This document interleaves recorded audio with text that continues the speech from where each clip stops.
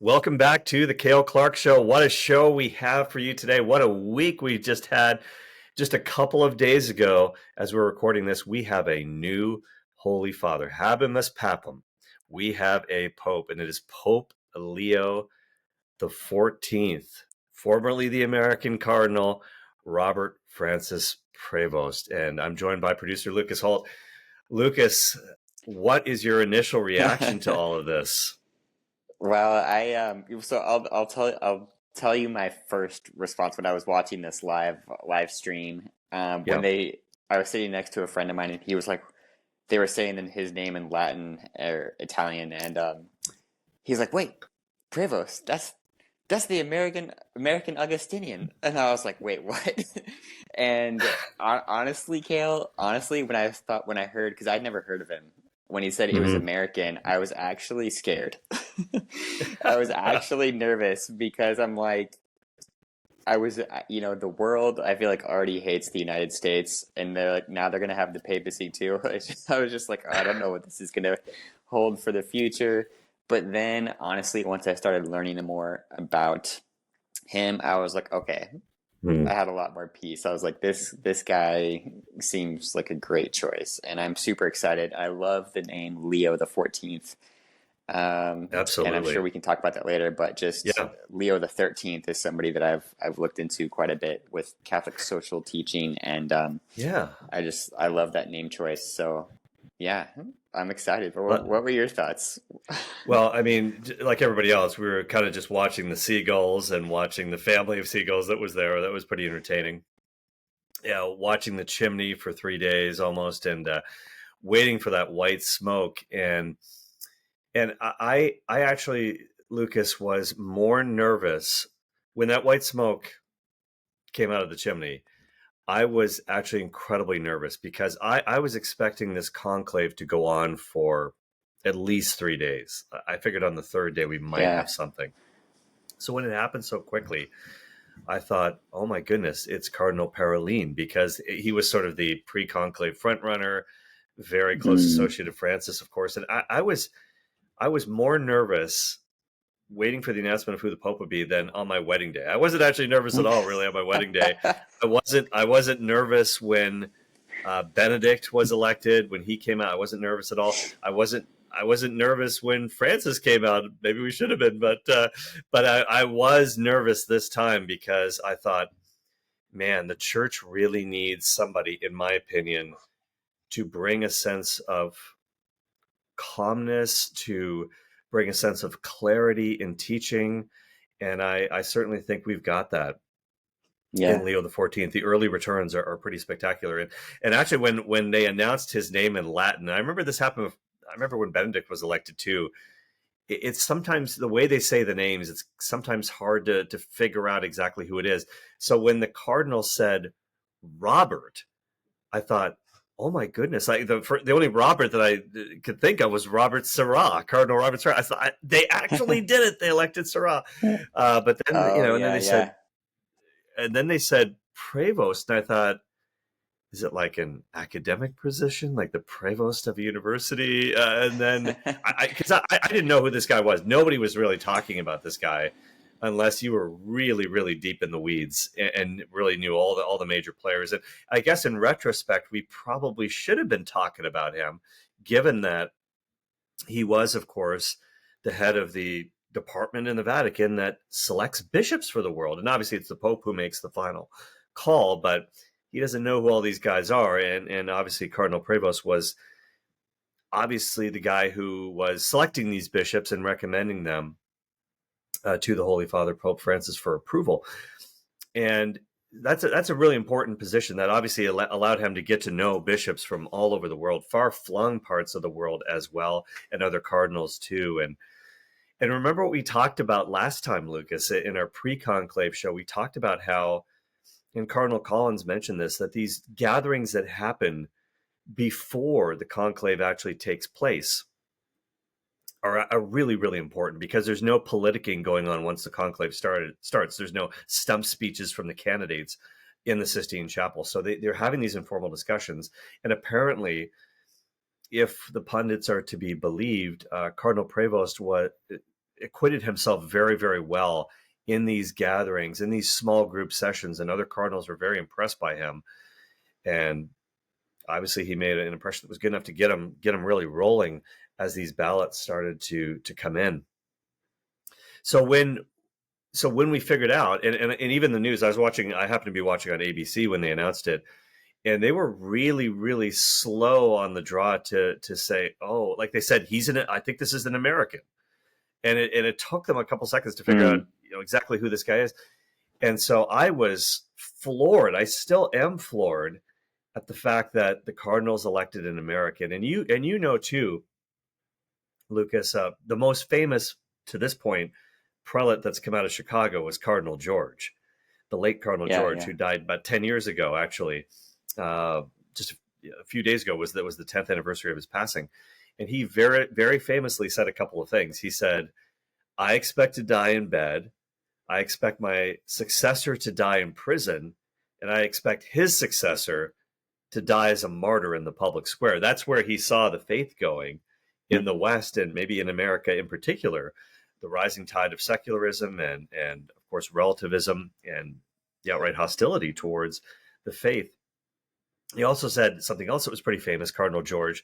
He said that the Cardinals would never elect an American pope until America was on the decline on the world stage in terms of its political influence. And obviously that didn't happen unless they are thinking it is in decline in certain ways, but I highly doubt that.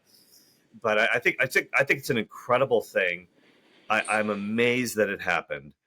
And I was really, really not knowing anything about him. When he came out on the balcony, I just got a really, really good sense. Number one, because he was wearing the traditional papal regalia. And that was a big question. Would he follow in the footsteps of Francis, who kind of eschewed all that stuff and said, that's not for me. I prefer not to wear this stuff. But he came out wearing the red, I forget what the name of the garment is called. And of course, the stole with the gold embroidery that was worn by all the other recent popes who had appeared on the balcony in recent memory. So, and of course, the name Leo XIV too. All of it seemed to be a harbinger to a return to tradition. And I'm all for it. I was really happy to see that. Yeah, and yet there does seem to be such a continuity so far from what I've been seeing just from his first homily and the speech he gave to the Cardinals today. Yes.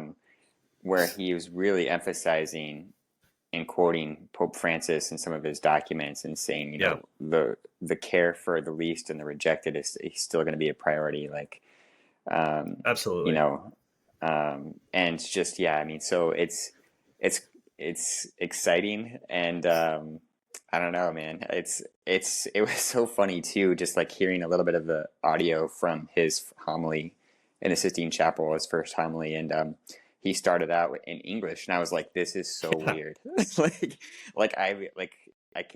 don't know. It's just so interesting. And then, of course, he gave the rest of it in Italian, but it was just strange. I'm like, it's just kind of surreal, you know. But I think that's going to be interesting to see how that plays out. Yeah, and Lucas, you mentioned something that was so crucial, and I had the same experience, and I actually heard him speaking on the radio before I actually saw the clip, the video clip of his first address to his first homily, if you will, in the Mass at the Sistine Chapel, where he started off his remarks in English. And being an American, obviously speaking in perfect native English, it was amazing. It was surreal to hear the Pope speaking in English as his native tongue. And to me, Lucas, and let's face it, English is the lingua franca in the world today. And apologies to all the other language speakers. They're all important. And obviously Pope Leo did not speak I thought he might speak in English on the balcony when he addressed the world. He didn't. He spoke in Italian and Spanish. I think it was probably smart that he didn't, because he's first of all a pope for the world and not just for America. But I think throwing the English out there at the beginning of his first homily, I just thought, man, this is such a game changer. And I posted about this on X, that for the West, which has become so mired in secularism and in relativism, I think that this is going to have a galvanizing effect on hopefully the church in America and in the West in general. to just really challenge people to engage with the faith. And also the clarity, like people will not be able to misinterpret what he's saying because he's going to be able to say this in English. So we'll know exactly what he means. He can clear things up if need be. Yeah. And I was just blown away by that. I loved it. Yeah. Yeah. And what were your thoughts on the name Leo the 14th? What was your kind of takeaway on the significance of that? Well, yeah, let's talk about that right now. We'll get into the White Sox later, but and yeah, he was wrongly misidentified as a Cubs fan by ABC News right after his election. So some shoddy reporting there. Obviously, the Pope's older brother John set the record straight, and this is where local TV, local media comes in really handy because WGN in Chicago went right to the home of his brother and set the record straight. And he was like, no, Robert has always been, and he calls him Rob. Rob has always been a White Sox fan. I think their mother might have been a Cubs fan. Yeah, their mother was a Cubs fan. And my dog right now is whining right now. Maybe she is not a White Sox fan, but yeah, his mother I think was a Cubs fan. His father was a Cardinals fan. And I even posted this when they said he was a Cubs fan. I thought, oh, even though he was a Cardinal, he was a Cubs fan. But as it turns out, not the case. And then, of course, the famous video comes out, and this is all over the internet. I posted a few images of this and video clips on my Twitter feed at Cale Clark if you want to go on X, CALE, Clark with an E. And by the way, I should say this as well, quick advertisement. If you want to see Pope Leo XIV in person with me, then sign up for the pilgrimage. Sign up for the Jubilee Pilgrimage, CanterburyPilgrimages.com/Cale. We'll put a link in the show notes. In November, we're going to do a Jubilee pilgrimage to Rome, Lourdes, and Fatima as well. And part of that experience is going to be a papal audience. Hopefully, we'll be able to set that up, and it looks very positive that we'll be able to do that. And we'll be able to see, hopefully, Pope Leo, His Holiness, in person. But he was actually at Game 1 of the 2005 World Series between the Chicago White Sox and the Houston Astros, who were at that time in the National League, the Astros. And yeah, they actually showed him on the Fox broadcast, and he's in the stands. He's nervous. It was a really nail-biting time in the game. It's just incredible. He's just a regular guy. Bob from Chicago loves baseball. It just happened to be the future Pope. It kind of harkens back a little bit to JP2 and his athleticism and going on ski trips. You know, this was as Pope, though. He'd go incognito on these ski trips, and one time a little kid recognized him. You're the Pope. Yeah, just keep it quiet, kid. I'm trying to ski here. But I just think it's incredible. So there's all kinds of memes floating around out there on the internet. White Sox stuff. These days, Major League Baseball teams have their City Connect jerseys. They're an alternate jersey. Somebody put a mashup, put up a Vatican City Connect jersey, a gold and white jersey, a White Sox jersey with a triple tiara on there, the crown, the papal crown. Thought that was great. The Chicago Papal Bulls. That was another cool logo matchup with the Chicago Bull wearing a papal tiara. That was a natural one. That's and funny. Then That's cool. Da Pope, of course, Da Pope. A lot of Bears memes going out there as well. Food memes, deep dish pizza, beef dipped, baptized in gravy. If you will. Okay, all right. So there's all kinds of stuff, and that's amazing. It's first of all, it's very humanizing. But let's talk about Leo. Let's talk about the name. And I know you're going to have a lot to say about this too, Lucas. I actually thought there's a really good thread. I'm just pulling this up on X by Thomas Petrie, OP, the Dominican. Oh yeah. Who had a really, really nice thread about this. And I'm going to just find this for you, in which he talked about, now, clearly this, I mean, maybe he's thinking about Leo the Great, who stared down Attila the Hun, of course, very famously in the 5th century. Maybe that was on his mind. There were some other Pope Leos, of course. There's been 13 of them before now. Pope Leo X, I think, excommunicated Martin Luther. Martin Luther was upset that the Pope was, indulgences were being sold under his watch. But I don't think that's what our Cardinal Cardinal Prevost had in mind. I think it's obviously Leo the 13th, and I'm just pulling this up here because I think Father Petri did a really nice job. Okay, so Father Thomas Petri, Dominican, and of course he is a doctor of sacred theology, trustee of Providence College, and the president of the Pontifical Faculty at the Dominican House of Studies in Washington, D.C. So this is what he said, a little thread on the name. Well, first of all, there's a huge misunderstanding by some out there, Lucas. And I'm quoting Father Petri here. He says, secular media voices are already insisting that the new Holy Father's choice of Leo XIV suggests that he is a social liberal / progressive, because Pope Leo XIII was, according to them. But before they conclude their delusional victory lap, let's clarify some things about Leo XIII. So that's what he does in this particular thread. He says, first of all, it's anachronistic to apply the issues of Leo XIII's day, which is the late 19th century, to what's going on today. In the late 19th century, industrialization was fully in play, and many countries were in the midst of or just past radical social change. And Leo's predecessors at the Vatican were somewhat insular, and that's no doubt the case. And he gives a couple of examples here. He says Gregory the 16th had condemned railroads as the road to hell. Okay, think about this, right? The Industrial Revolution's happening, factories are being built, railroads are being built. Gregory the 16th said that railroads were the road to hell and the work of the devil. Okay, so not exactly in engagement with what was going on there. And then, but these are not necessarily like infallible statements. So if you've ever taken a train, don't worry, you're not condemned. But he also said, Gregory the 16th also condemned slavery in the world at that time. Pius IX, another predecessor of Leo XIII, would eventually lose the papal states, and he would find himself, quote unquote, trapped in the Vatican, and he suffered a loss of authority. He was suffering, modernity, if you will.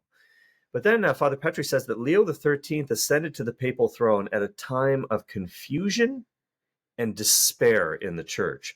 And it was also a time of political upheaval throughout Europe. And Leo XIII's pontificate was very theologically rich and evangelical, one of the most powerful for centuries. And he had an incredible teaching ministry, Leo XIII, as Pope. So Father Petri says, okay, here's what Leo XIII actually did. And none of it would be really called progressive by today's liberals, if you will, except by certain folks who only see things in black and white. 1891, that was the landmark encyclical Rerum Novarum, which roughly translated, I think, means on new things or about new things. And he talked about the social doctrine of the church relative to all the modern issues that the world was going through at that time. So here are a few things that Pope Leo XIII did in that encyclical. Number one, he insisted on the dignity and rights of workers. Very important in an age of industrialization where the factory worker could be seen almost like a cog in the machine, almost like a widget unto himself, if you will. The dignity and rights of workers, the goodness of human labor and work, advocated a living and fair wage for workers. He also praised free enterprise, and he condemned socialism and a laissez-faire capitalism as well. So very, very balanced in that sense. Also, this is really great. We hear a lot, Lucas, about this principle of subsidiarity. I don't know if have read much about that. I'm certainly no expert on that, but you're familiar with that term, right, Lucas? Yeah. Subsidiarity. Okay. Can you explain to the people what subsidiarity is? It's kind of a little quiz here. I'm putting you on the spot. So pretty much it's the idea that what can be done at the local level ought to be done at the local level. So it tries to pretty much put in place that a government or some type of entity shouldn't have an overarching authority of what can and ought to be done at the local level. So you start with a family, and then you kind of then Yeah. there's the community, and then the state, and then the nation, et cetera, et cetera. And each has a proper function and role, and there shouldn't be a crossover Yeah. between one or the other, so that you're not so that you're making sure that things are happening they're supposed to be, something like that. I don't know. How did I do? Lucas, I think you should still run for political office. I think that was an incredible answer. That's pretty much right on. This whole idea that decisions should be made by the closest community to the issue for the common good. And you explained it perfectly. So if it's something to do with the family, that should be handled at the family level. It's something with the community, should be handled at the community level. And then you sort of go out with these concentric circles, if you will, the city, the region, then the country, as Thomas Petrie explains it. So yeah, the idea of huge federal government overreach into lower levels of society probably wouldn't jibe with this theory. So higher levels only step in when lower levels fail to do the job, and then you kind of Yeah. take it up a notch. So that yeah. So it's, I mean, there's a lot to commend it, this idea of subsidiarity, and I'm sure there's critics of it as well. But here's another thing Father Thomas Petrie mentions. Leo XIII argued that private property is a natural right flowing from the principle of natural law. He also says this: Leo XIII was neither a socialist nor a communist, but he also wasn't what we today would call a libertarian. Another thing they did too, theologically, Leo XIII, was he began a resurgence of interest in Aquinas, in the thought of St. Thomas Aquinas. Now, that's kind of interesting.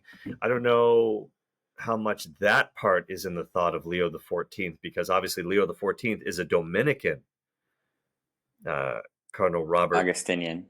Prevost, what is an Augustinian? Sorry, did I say a Dominican? Yeah, Petrie's a Dominican. Yeah, he's an Augustinian. And so, it's not like you have to choose either Augustine or Aquinas. You can obviously like both of those guys. But if you're an Augustinian, obviously your focus is on the thought of Augustine. And maybe we'll talk about his papal crest too in a couple minutes, and what that means. There's a lot of references to Augustine there in the papal crest. A lot of people have been trying to figure that one out. What does that mean? Pope, but very much in continuity with Benedict, right? Because not that Benedict wasn't a member of a religious order like this new pope is, and like the last pope was. Really interesting. 2 popes in a row, members of religious orders. The first Jesuit pope ever in Francis, and then we have an Augustinian pope in Pope Leo XIV. But Benedict did his doctoral dissertation on Augustine, so he was definitely an Augustine guy, for sure. But back to the name of Leo XIII, in his 1879 encyclical Aeterni Patris, commended Aquinas, the angelic doctor's thought, as the standard to understand God, the human person, and the life of morality. So there you have it. In fact, he established something called the Leonine Commission, which is still in effect today, that produces faithful critical editions of the work of St. Thomas Aquinas, the many volumes that Aquinas put forth. Just real quick, a couple things. He also consecrated the entire world to the Sacred Heart of Jesus in 1899, and he said that this was the greatest act of my pontificate. That's what Leo XIII said. Of course, the saving heart, the love of Jesus, as Petrie puts it, he knew that the world would only be healed through the infinite saving love of Jesus. He also started the very popular First Friday devotions to the Sacred Heart. And if you partake in those, one of the payoffs of that is final perseverance and repentance to those who are devoted to the Sacred Heart of Jesus. And he also wrote 11, count them, 11 encyclicals about the Holy Rosary. So he was called, quote, the Rosary Pope. So that if any of these things are clues to what Pope Leo XIV is thinking, I think we're in for some pretty cool stuff. Yeah. So I was reading this in the New York Times, and this was like about Pope Leo XIV's kind of first speech, I guess, public address of sorts, but it was to the cardinals. And one of the things he mentioned was that in Rerum Novarum, Leo XIII's encyclical of New Things, where he kind of criticizes some of the Industrial Revolution mindset, Leo XIV said that another Industrial Revolution was taking place in the world today in the field of artificial Yeah. intelligence. And that, he said, would pose new challenges for the defense of human dignity, justice, and labor. And that's something Yes. I've been pondering for a while, which is like, yeah, how is AI going to impact the workforce, the dignity of the human person? There's so many things, and it's such an emerging technology that I am really Hmm. hopeful, I guess, that's going to be. I know the Vatican has already put out some documents actually in January of this past year, Yeah. 2025, called Antiqua et Nova, um, and it kind of looks like some of the ethical considerations um, with regards to AI. But I think I don't know, that's Hmm. cool. So we'll see. But yeah, Yeah.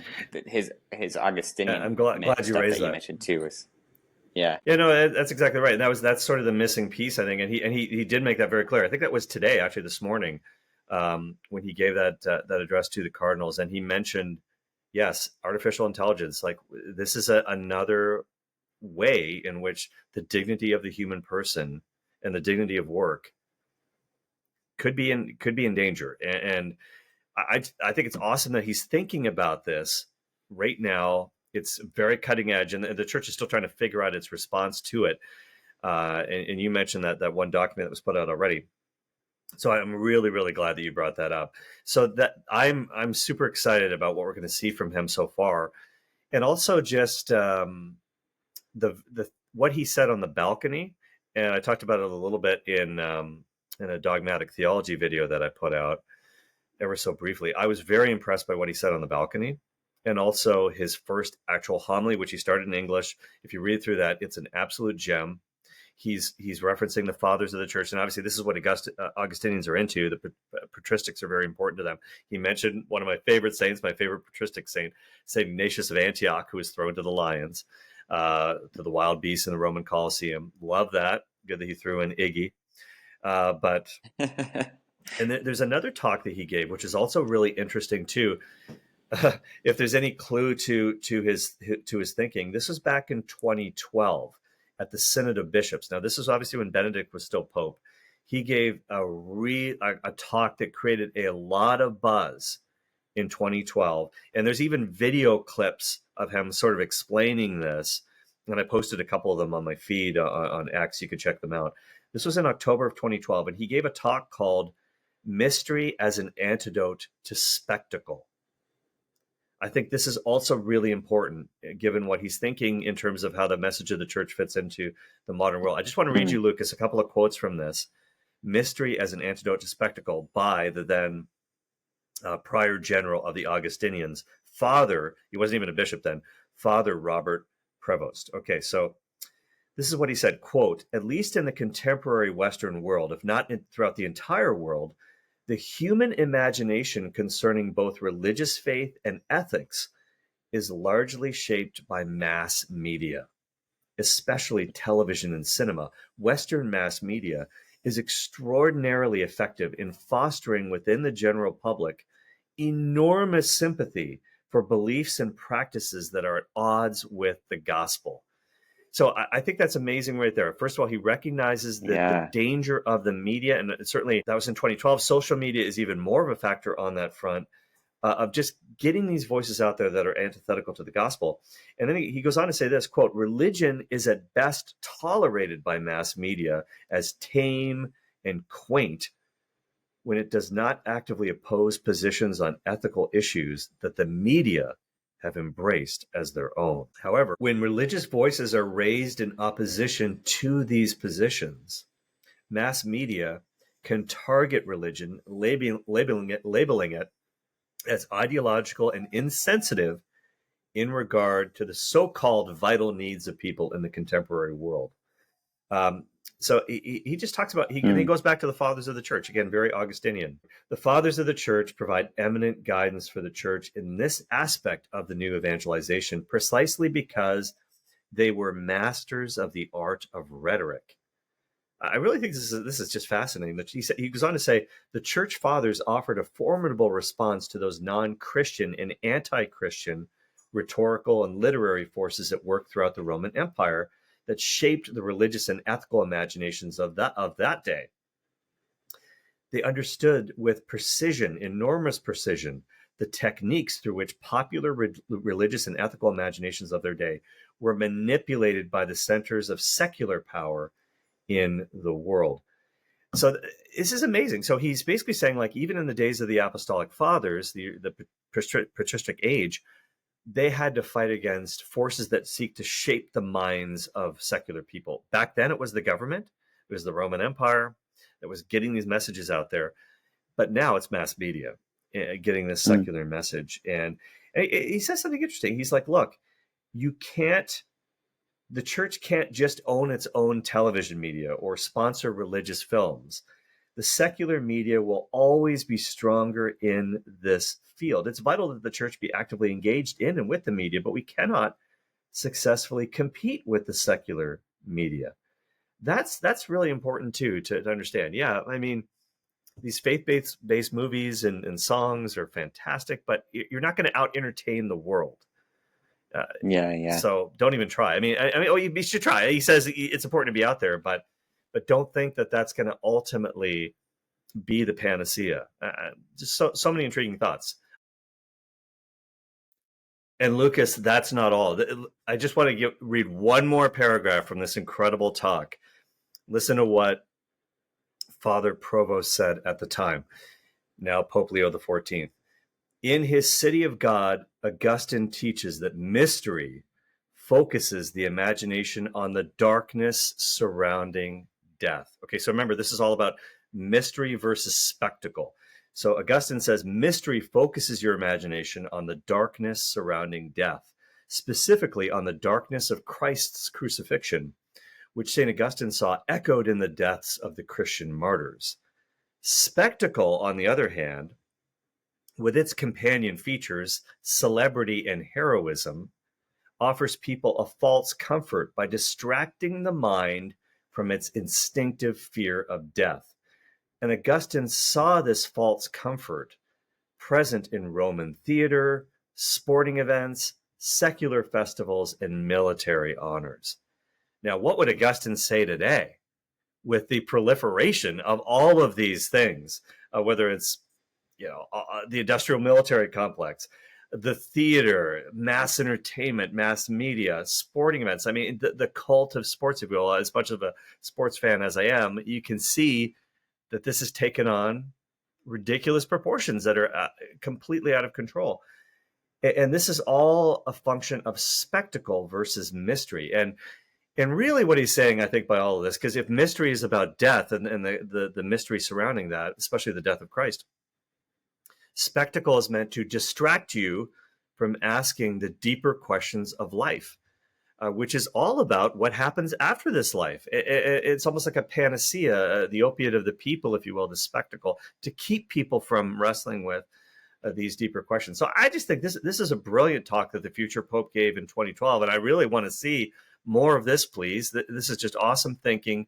So I really feel like we've got a first-class mind here now occupying the chair of Peter, and not to mention a guy that's obviously going to be a unifier. We'll talk about that in a second, but what are your reactions to this, Lucas? I mean, I think he's spot on, and it's interesting too, because one of the things that I thought was interesting in learning about him was that he didn't study philosophy in college. When he was at Villanova, he studied mathematics. So, Right. Obviously he's studied theology and philosophy. I'm sure, you don't get to be to the place where he is without studying those, but nevertheless, he has those more practical, skilled backgrounds as too, and yet he clearly has a very high intellect and is able to perceive the signs of the times. And I think with the way that the world is right now, as you're just mentioning, like the proliferation of all this spectacle, these things that are supposed to give us spectacle and whatnot. I think even on YouTube, for example, right, you have things that are like try and capture your attention to entertain rather than ask the deep questions. And we try to ask the deep questions on this show. But we do. We try. But anyways, it's great.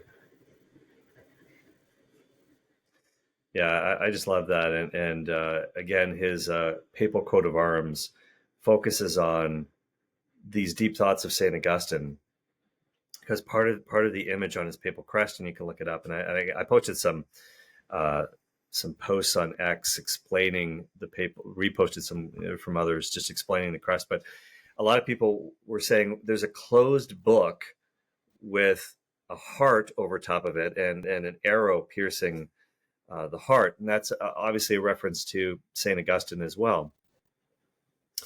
And it's a reference to, of course, tolle lege, take up and read. We've got to read the scriptures, and how Augustine's heart, was really captured by Jesus Christ. And he tried everything else to fill that aching wound for the infinite in his heart. And of course, he penned that most famous line outside the Bible, "Our hearts are restless until they rest in you." So as an Augustinian, he's all over that, the deep processing of the Word of God. And it's fantastic. Gotta love it. There's so much we can unpack with this new Pope, and we have hopefully a lot of time to do it. And he's only 69 years old. And Pope Leo XIII was 68 when he became Pope, and he reigned till he was 93. Wow. So this could be a very, very long papacy if God gives him health and long life. And I see this being, and this was, I think, the hope of a lot of the cardinals. Again, not to know the mind of the cardinals. There's been these stories that have been written in the Italian press, what happened during the conclave. And I think a lot of that is on the level of the National Enquirer. Some of it might be good guesswork or might even be accurate information from certain people. But I do think it's fair to say that the church did want a unifier. And again, the actual papal motto too is a good instructive point on that front too. And actually a canon lawyer posted on this, which I reposted on my feed as well. So Lucas, even the papal motto, which was the same motto he had as a bishop in his crest, it carries over to his papal insignia. The motto is "In illo uno unum" in Latin, which means "in the one we are one." And that's from St. Augustine. It means "in the one Christ we are all one." And Gregory Caridi, canon lawyer, says it's very similar to the motto of the United States, which is on currency, of course, "E pluribus unum," out of many, one. But the Pope has the emphasis on the one instead of the many. Lots of homilies in there somewhere, as Gregory Caridi says.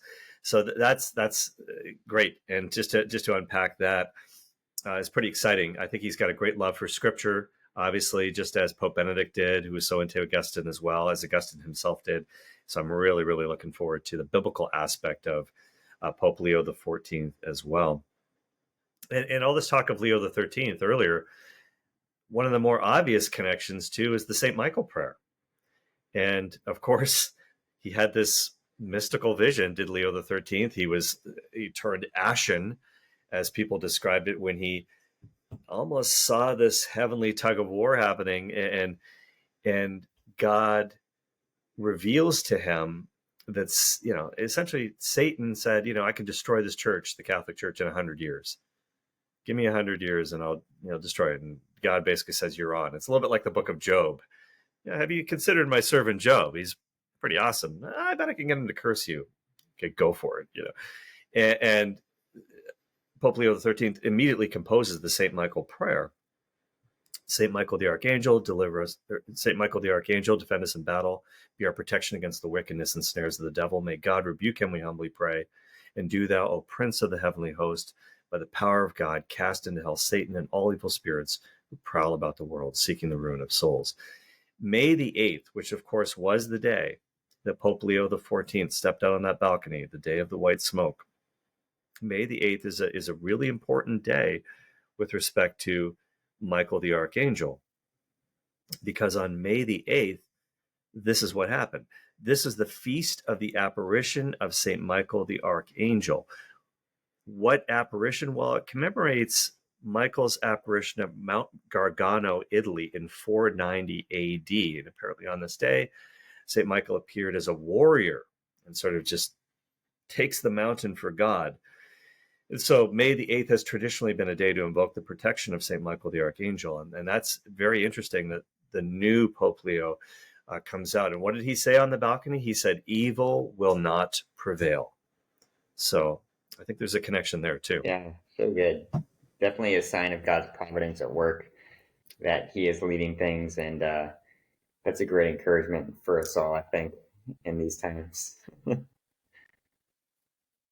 Yeah, it really is. So I am excited. I am just thrilled by what I've seen so far by uh, homilies, talks, liturgies, just the one mass he celebrated that we know of, that's been talked about. But in May 18th, I think he'll have his first inaugural mass, technically speaking, which is, of course, the birthday of St. Paul the Great, St. John Paul the Great. And then, of course, there's all these photos. Like he met JP2 soon after he was ordained as a priest, it looks like. Oh, yeah. Probably early 80s. And then he obviously met Benedict. There's a picture of them shaking hands, and of course Francis as well, who made him a bishop and made him a cardinal only 2 years ago, less than 2 years ago in 2023. So, as Ferris Bueller says, life moves pretty fast. Less than 2 years ago, he was made a cardinal, and now he's the Pope. And for a guy from Chicago, that's pretty awesome. That's pretty awesome, from the south side of Chicago. Gotta love it. All right. Well, long live Pope Leo XIV. I think this is a good time to break this episode, but I want to remind everybody you can sign up for my newsletter. Just go to caleclark.com, C-A-L-E, Clark with an E.com. And also go to canterburypilgrimages.com/Cale. You're going to want to get in on this. We want to meet and see in person Pope Leo XIV at a papal audience. And that's part of our Jubilee pilgrimage that's coming up in November of 2025. Some more details there at that website. And of course, subscribe on YouTube. Smash that subscribe button, as they say. Also on Apple Podcasts, on Spotify. If you're listening there, we're so thankful for your support. Please share this program with a friend. Give us a rating and review. It really does help people to find us and find out about the great message of our faith that we try to share on the Cale Clark Show. So for producer Lucas Holt, this is Cale Clark. So excited we can finally say we have a Pope, and it is Leo XIV. God bless everyone. Talk to you soon. Bye-bye.